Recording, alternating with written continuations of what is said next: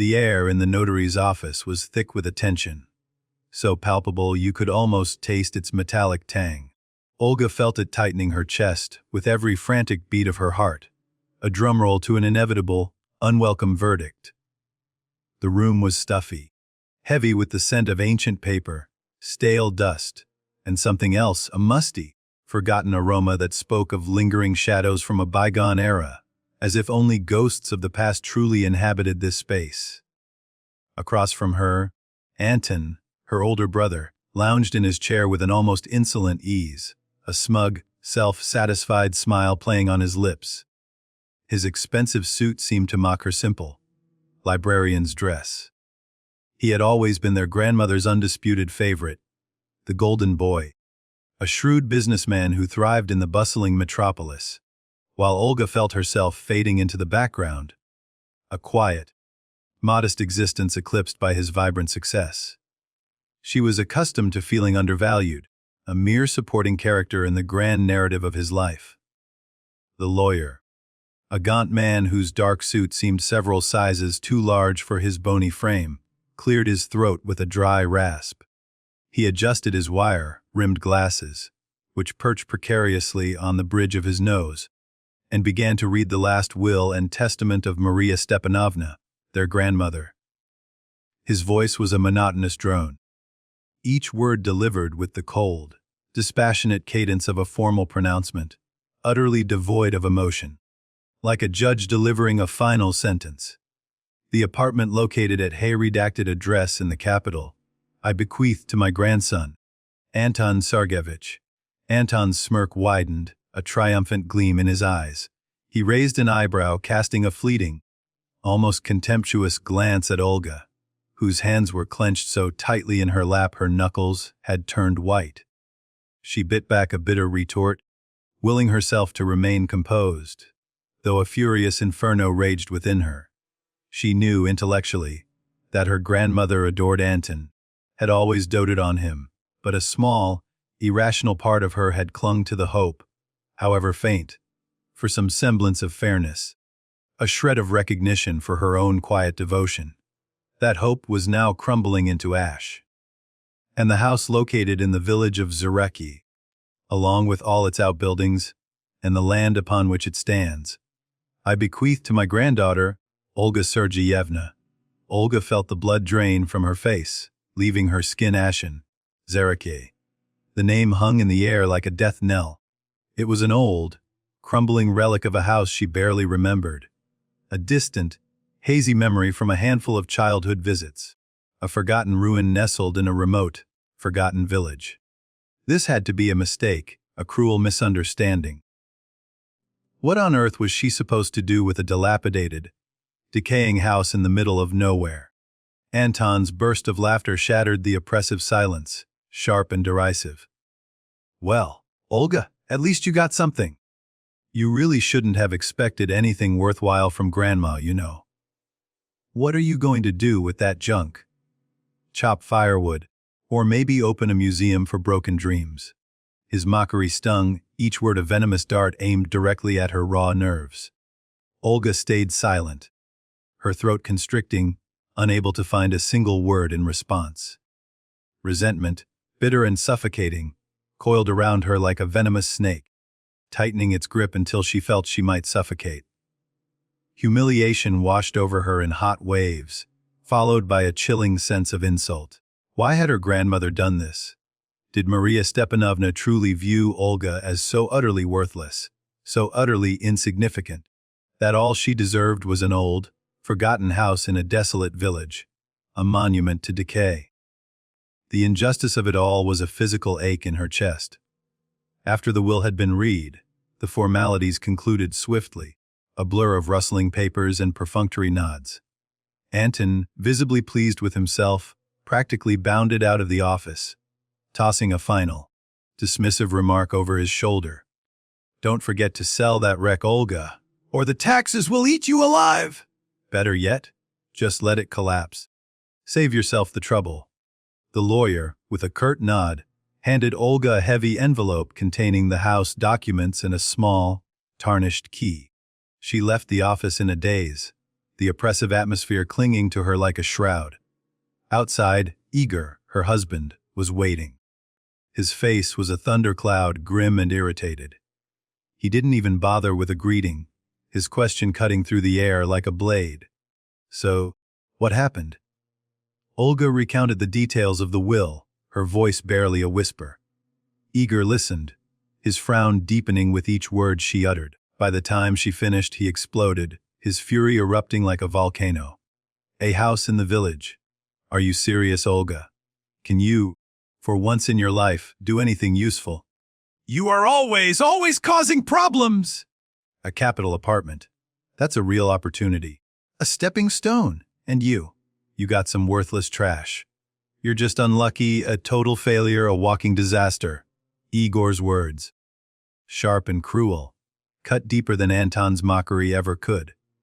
They pierced through the fragile defenses she had painstakingly built over years. She had always striven to be a good wife, a supportive partner, enduring his endless criticisms and barely concealed contempt. She had tried to bolster his fragile ego, to be his unwavering anchor, only to be constantly belittled for her perceived weakness, her insufficient earnings, her very existence. Igor, please, she began, attempting to defend herself, to explain the inexplicable. But he cut her off, his voice laced with venom. Nof? I'm tired of you and your utter uselessness. Pack your things and get out. I'm done carrying you. Olga felt her world shatter into a million irreparable pieces. The solid ground beneath her feet dissolved into an abyss. She was utterly alone, adrift, with no money, no support, no direction. Only the tarnished key to an ancient, decaying house in a remote, forgotten village. Tears welled up, hot and stinging, blurring her vision, but she held them back with every fiber of her being. She would not, could not, let him see her weakness. Not now, not ever again. With trembling hands, Olga packed her meager belongings, a lifetime of memories reduced to what could fit into a single, worn suitcase. She walked out of the apartment she and Igor had once shared, a place that now felt foreign and suffocating. The city lights seemed to mock her, their dazzling brilliance highlighting her profound sense of disorientation. She had no idea where to go, what to do, or how to even begin picking up the fragments of her shattered life. One thought, however, burned brightly, consuming her entire being, to get as far away as humanly possible from this deceit, this profound betrayal, this crushing humiliation. Without much thought, acting purely on instinct, she bought a bus ticket to Zarecha. She didn't care what awaited her in that godforsaken village. She just needed to escape. To hide, to start over, to disappear. The journey was long and excruciatingly exhausting. The old bus rattled and groaned over countless potholes, each jolt a fresh assault on her weary body and spirit. Outside, gray, desolate landscapes flashed by, an endless blur of uninspired fields and sparse, skeletal trees. Olga stared out the grimy window, her gaze unfocused, desperately trying to distract herself from the relentless onslaught of dark thoughts, the echoes of Igor's cruel words, Anton's sneering laughter. She tried to conjure happier memories, memories of her grandmother, Maria Stepanovna, her kind, knowing eyes, her soft, melodious voice, the comforting warmth of her embrace. Perhaps, just perhaps, there was something in that old house, some hidden wisdom or forgotten solace, that would help her understand herself. That would help her find her elusive path in life, a beacon in the desolate wilderness of her existence. When the bus finally reached Zarecha, dusk was already painting the sky in shades of bruised purple and faded orange. The village greeted her with an unnerving silence, a profound sense of desolation that seeped into her very bones. The houses were crooked, their paint peeling in long, sad strips, their windows like vacant eyes staring out at nothing. Time, it seemed, had not merely slowed here. It had stopped altogether, trapped in an endless, forgotten loop. Olga stepped off the bus, her suitcase thudding heavily beside her, and looked around, her heart sinking with each passing moment. In the distance, silhouetted against the fading light, she saw the old house, surrounded by an overgrown, wild garden, its branches reaching out like skeletal fingers. It looked grim, unwelcoming, and utterly abandoned by the world, a weathered specter of a bygone era. Dragging her heavy suitcase, Olga trudged along the uneven path towards the house, her feet heavy, her spirits even heavier. Her heart pounded anxiously in her chest, a frantic bird trapped in a cage. A profound sense of uncertainty gnawed at her, a chilling reminder of her utter isolation. What awaited her within the crumbling walls of this ancient edifice? Could she truly find any meaning in life here, in this desolate place? She circled the house slowly, taking in its mournful facade. From the outside, it was indeed a sad ghost of the past. Neglected and utterly forgotten. Peeling paint clung precariously to its weathered clapboards. Sagging shutters hung askew like broken wings, and the overgrown yard seemed to swallow the very foundations. Everything about its exterior screamed of decay, of abandonment, of a life long since departed. She fully expected the inside to be just as dismal, a landscape of dust and cobwebs and rot.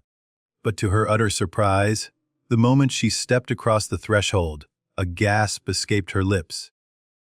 The house was meticulously clean and surprisingly tidy, as if someone had been maintaining it with quiet, unseen diligence despite its apparent abandonment. There was no overwhelming sense of neglect, no pervasive stench of dampness or decay.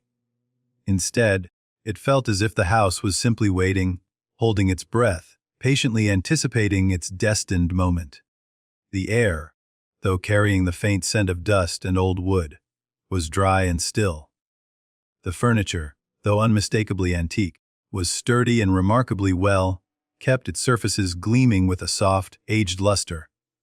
Yellowed photographs hung on the walls, their faded frames enclosing the ghostly faces of people Olga had never seen, faces that held stories she could not yet comprehend.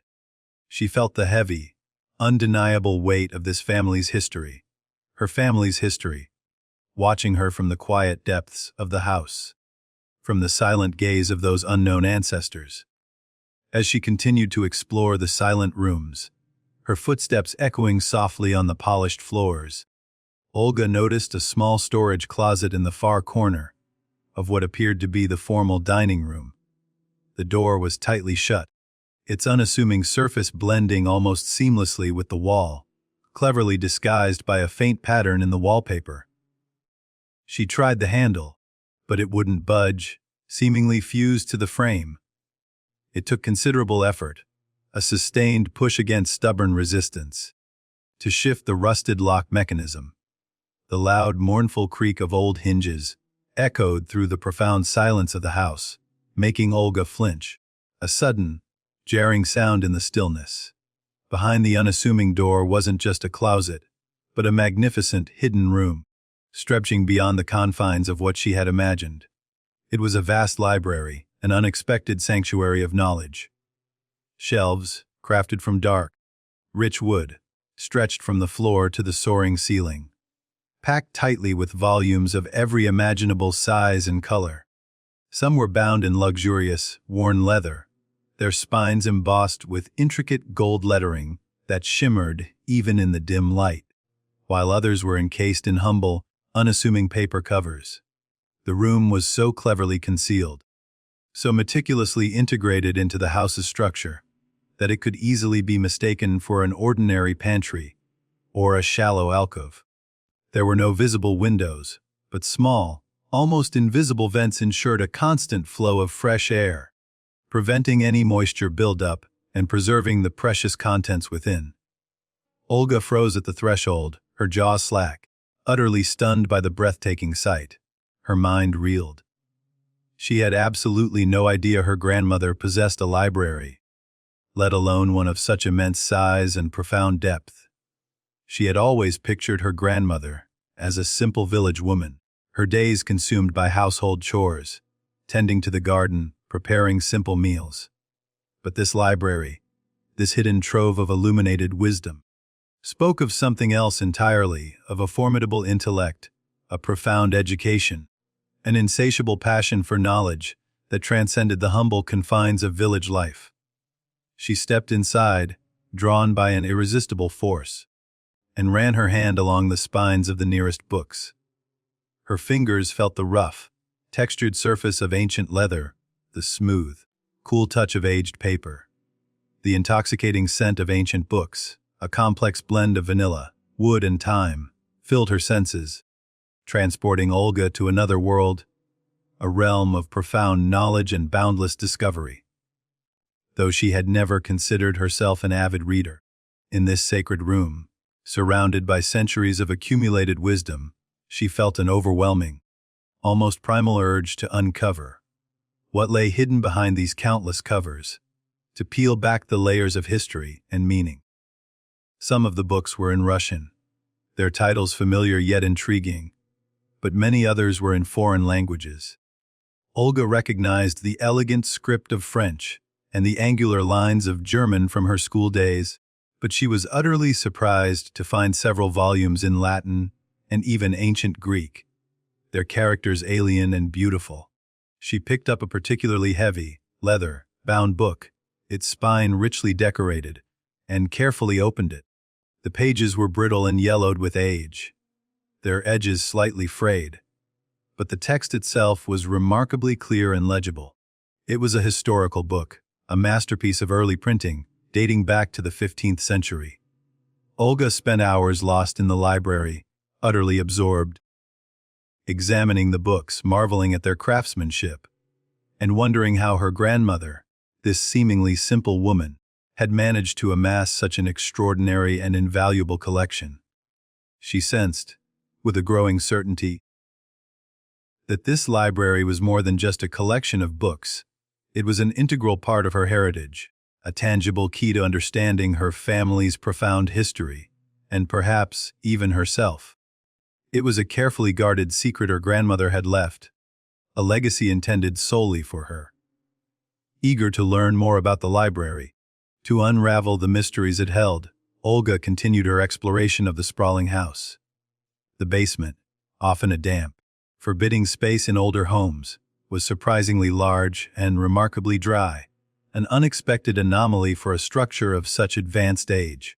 She descended the creaky wooden stairs, each step a mournful groan, and looked around the vast, dimly lit space.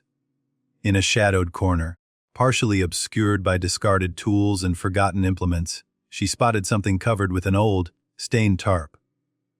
Curiosity, a powerful new emotion that had taken root within her, compelled her to approach. With a hesitant hand, she pulled the heavy fabric aside. Beneath it was an old metal safe, massive and imposing, its dark surface scratched and worn by time. It stood like a silent sentinel, a guardian of untold secrets, secured by a complex combination lock. Olga tried to open it, her fingers fumbling with the dial, but she failed. She had no idea what the code might be, nor what could possibly be hidden within its unyielding depths. The safe felt like yet another enigma, another layer of her grandmother's carefully constructed puzzle, a mystery she felt an increasing compulsion to solve. Then, a sudden thought struck her, a spark of inspiration in the gathering gloom. Her grandmother, Maria Stepanovna, had possessed a peculiar but endearing quirk. She always, without fail, remembered the birthdays of all her grandchildren and great-grandchildren, marking them meticulously on her calendar. It was a small, personal detail, but one that had always warmed Olga's heart. With a surge of hope, Olga decided to try her own birth date as the combination. She carefully aligned the numbers, her breath held tight in her chest, and slowly turned the dial. With a soft, almost imperceptible click, the heavy mechanism disengaged. The safe, with a surprisingly smooth motion, swung open, revealing its long-held contents. Inside were neatly stacked bundles of old letters, faded photographs, official-looking documents, and leather-bound notebooks, all meticulously arranged and tied with fragile, yellowed ribbons. Olga's heart raced, a frantic hummingbird beating against her ribs. A profound sense of anticipation, mixed with a hint of trepidation, washed over her. She knew with an unshakable certainty that she had stumbled upon something truly significant, something that possessed the power to irrevocably change her life's trajectory. She started with the letters, their paper brittle and fragrant with age. As she read her grandmother's familiar handwriting, Maria Stepanovna's words unfolded before her, revealing a truth that resonated deep within her soul. Olga learned about her true, profound role in the family, not as a recipient of material wealth, but as the spiritual heir, the keeper of their legacy. Her grandmother explained, with a wisdom that transcended the grave, why Anton had received the apartment. He was distant from the family, detached from its history, and held no true value for its heritage, seeing it only as a stepping stone to his own ambitions. The apartment, Maria Stepanovna believed, would give him the start he craved in his pursuit of worldly success. She had foreseen that he would likely sell it, for that was his path, his choice, his destiny. But you, Olenka, her grandmother's elegant script continued, you are different. You have always been closer to the earth, to nature, to our history. You felt a deep, instinctive connection to the past, to our ancestors, a bond that Anton could never comprehend. Do you remember how we read old books together? How I told you stories about our family, about those who lived here before us, their lives intertwined with these very walls? I saw in you that spark, that profound love for what is truly ours, a love capable of preserving and enriching our legacy for generations to come. Olga swallowed the lump that had formed in her throat, a wave of bittersweet nostalgia washing over her. She did remember those magical evenings, vivid and precious. Her grandmother, seated in her favorite rocking chair by the crackling fireplace, her voice a soft, rhythmic lullaby, would read her fairy tales from ancient, leather-bound tomes and tell her stories, real stories, of their family, of the lives lived and lost within the embrace of this very house. She recalled the distinctive scent of old paper, the gentle rustle of turning pages, the comforting warmth of her grandmother's hands as she held them. In those cherished moments, nestled close to Maria Stepanovna, Olga had felt utterly safe, profoundly loved, irrevocably at peace. Her grandmother went on, explaining with profound clarity that the house in Zarecha was not merely an old building in need of repair, a crumbling structure devoid of meaning. It was in truth a living symbol of their family, a tangible representation of their history, their deeply rooted lineage. Her ancestors, countless generations of them, had lived within its sturdy walls. Here, they were born and died, loved and suffered, celebrated and mourned. The house, Maria Stepanovna affirmed, held their collective memory, their indelible spirit, their vibrant energy, a silent testament to the lives that had shaped their lineage. The library you found. Maria Stepanovna's elegant handwriting flowed across the yellowed page, as both my greatest pride and my deepest pain. I collected these books my entire life, meticulously preserving them, tirelessly seeking out rare and precious volumes, always dreaming that they would ultimately end up with someone who could truly appreciate their inherent value, who could feel their soul, who could understand their profound meaning. I know you can do that, Olenka. You will feel their soul, you will understand their meaning. In the next letter, her grandmother detailed precisely where to find the crucial documents proving the book's immense cultural and monetary value, old catalogs, official expert appraisals, and an astonishing collection of letters from renowned bibliophiles and eminent historians, all testifying to the unparalleled significance of the collection. She also included a prescient warning about the challenges Olga would inevitably face in appraising and selling such rare and specialized books, advising her to seek professional help from reputable experts.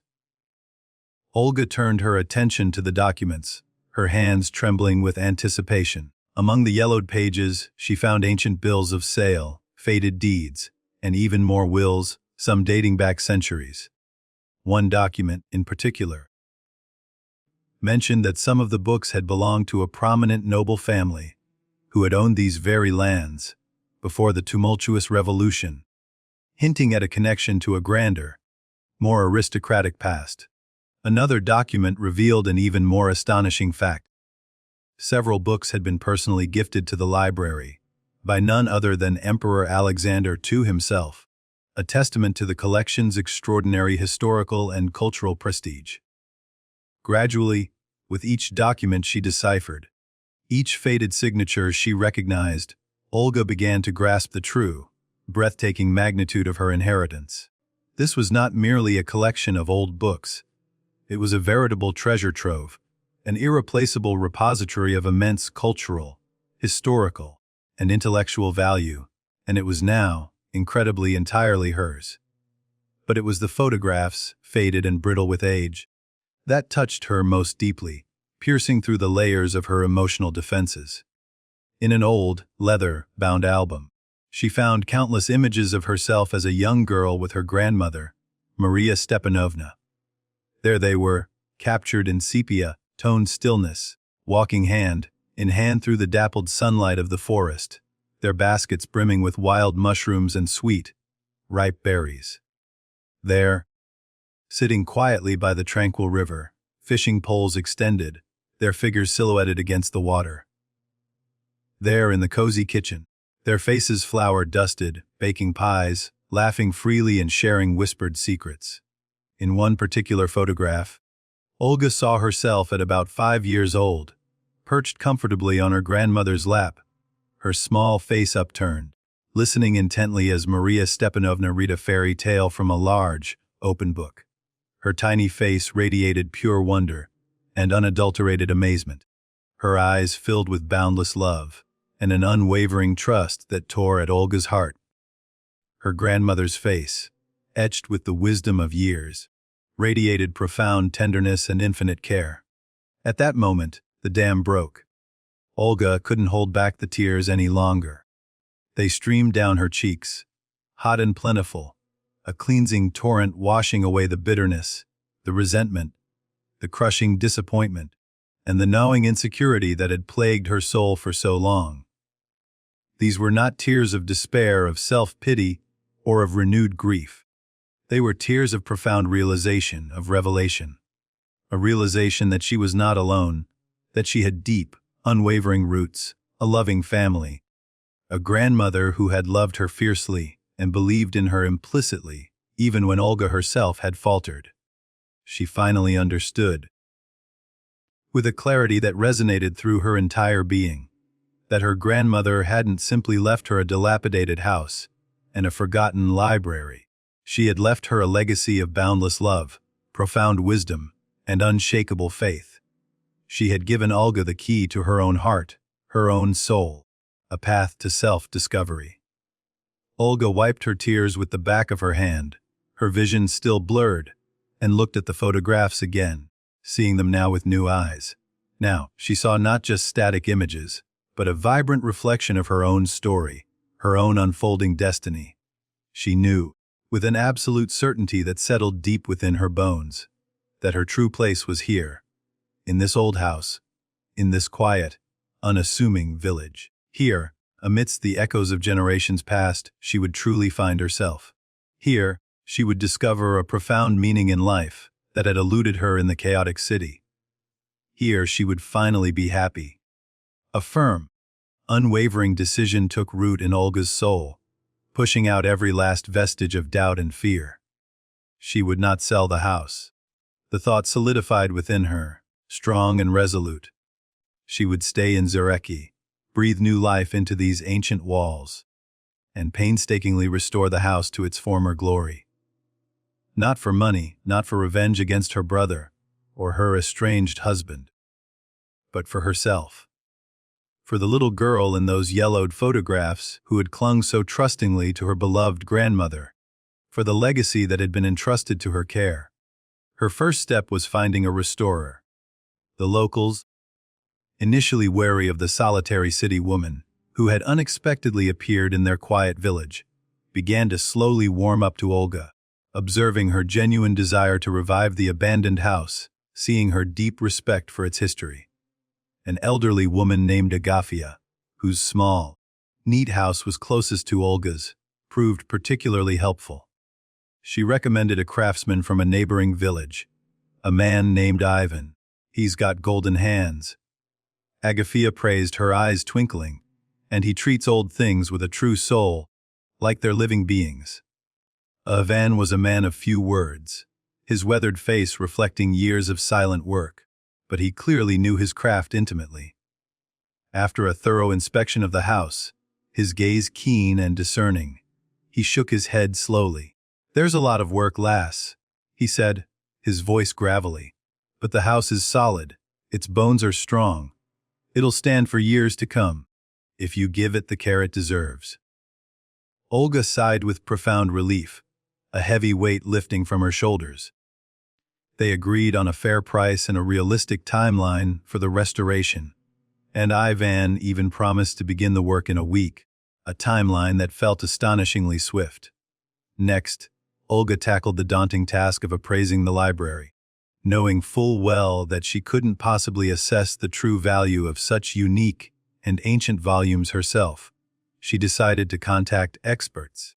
She spent hours online, meticulously researching several antique bookstores in Moscow, renowned for their expertise in rare books.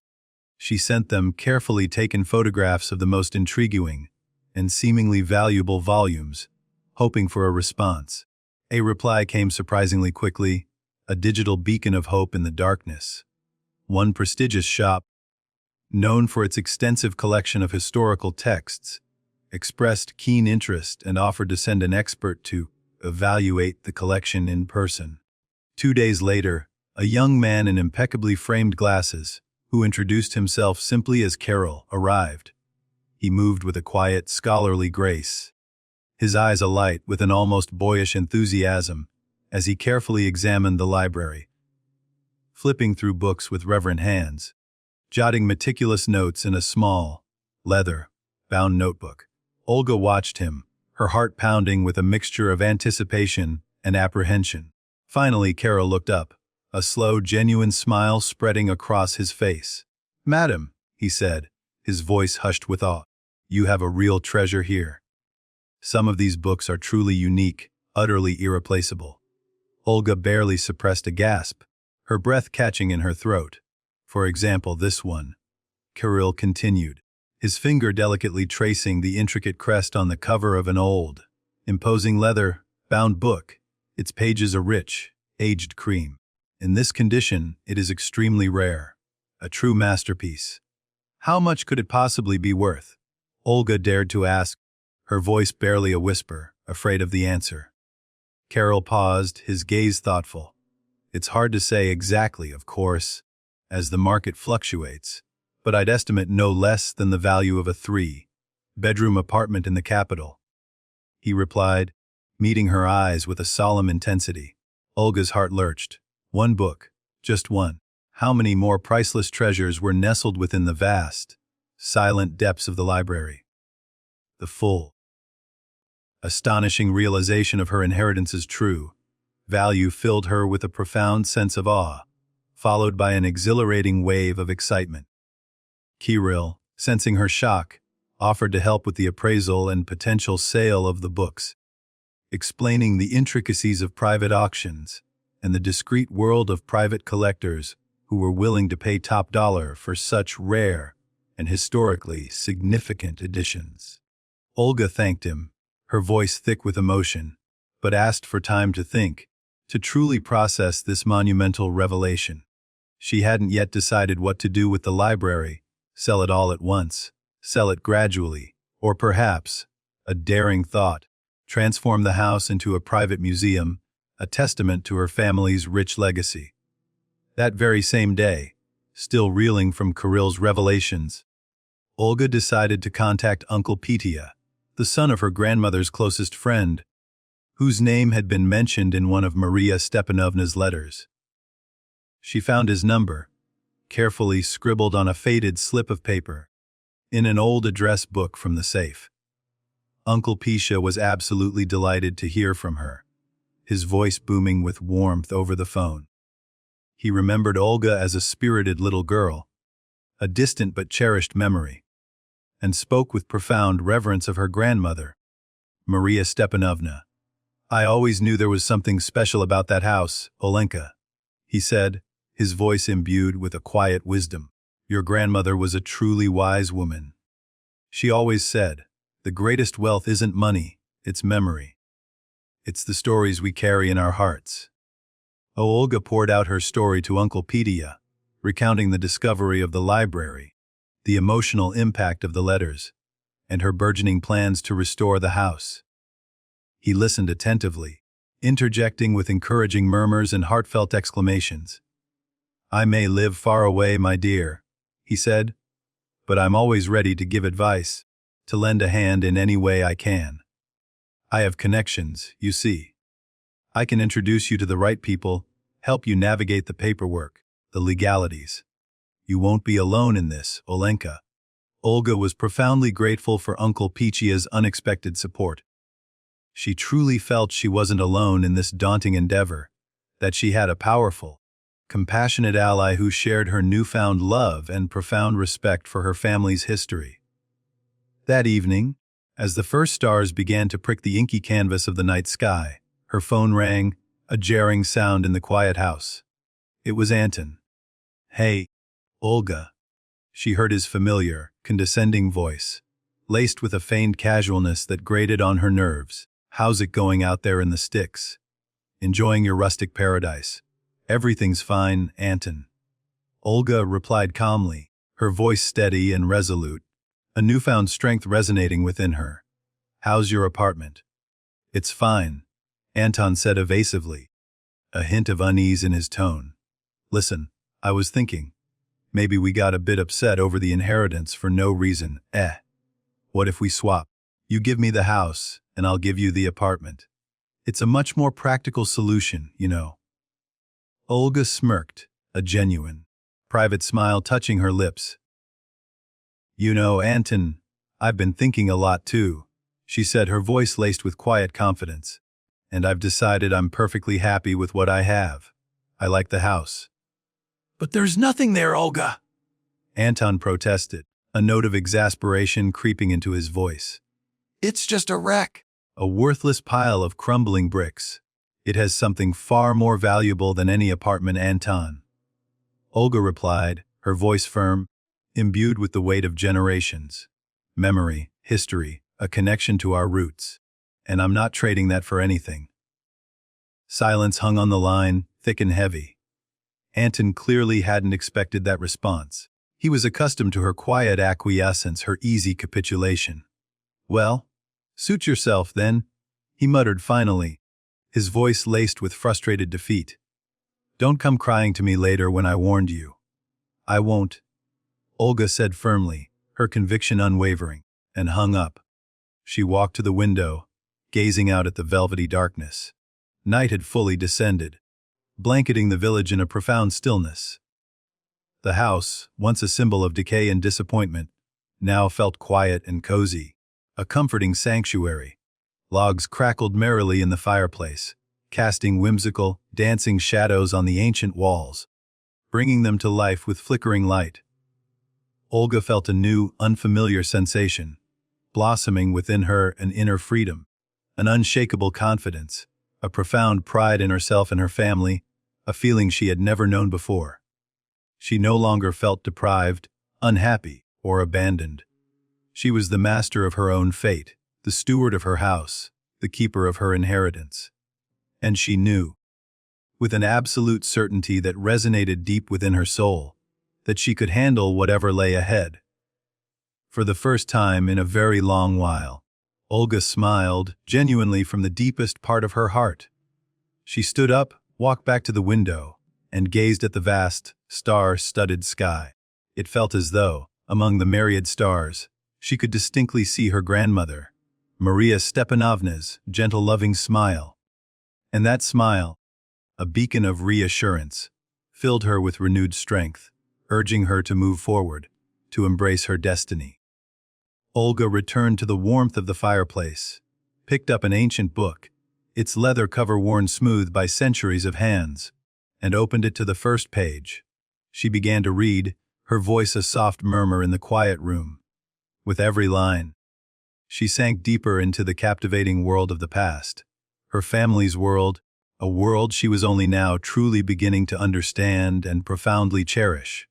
She felt a growing, insatiable curiosity for history, for literature, for art, for the stories that lay dormant within the pages. She realized, with breathtaking clarity, that her grandmother hadn't just left her a house and a library. She had left her a key to self-discovery, a key to finding her true self.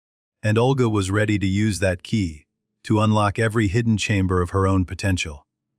Olga would stay in Zarecha, restore the house to its former glory, delve deep into the library's vast knowledge, learn everything she could about her remarkable family, and she would be happy. It was her choice, a choice made not from desperation, but from conviction. And she was absolutely certain it was the right one, because it was made with her heart, with her soul, with every fiber of her being. Olga closed the book, turned off the light, and went to bed. She fell asleep quickly and deeply, her mind finally at peace, her dreams filled with a profound sense of purpose. In her dreams, her grandmother smiled, her voice a soft, loving whisper. "I always believed in you, Olenka. You can do anything." And Olga believed it. She truly could do anything, because now, at last, she had a purpose. And that purpose was more important than anything else in the world. The next morning, Olga woke up feeling light and joyful, a profound sense of inner peace suffusing her entire being. She stepped outside, inhaling deeply the crisp, fresh village air, invigorated by the sense of damp earth and budding leaves. The sun shone brightly, painting the world in vibrant hues, and birds sang cheerful melodies from the blossoming trees. The world around her felt renewed, beautiful, filled with endless possibilities. Olga smiled, a wide, radiant smile that reached her eyes. She was happy, truly and deeply happy, and this, she knew, was just the beginning of her remarkable journey.